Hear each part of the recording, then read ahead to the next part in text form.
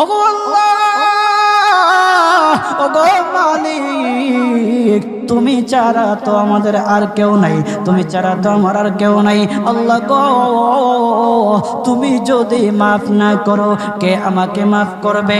তুমি যদি মাফ না করো কে আমাকে মাফ করবে?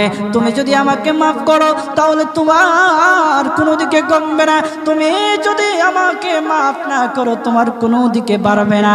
আল্লাহ গো, তুমি আমাকে মাফ করে দাও। সারাটা জীবন অন্যায় কাজ করেছি, সারাটা জীবন নাফরমানি করেছি, আমার কাছে কালেমার দাওয়াত কম আসে নাই, আমার কাছে কালেমার দাওয়াত কম আসে নাই, আমাকে লোকেরা কম বোঝায় নাই। ওগো আল্লাহ, তুমি আমাকে মাফ করে দাও।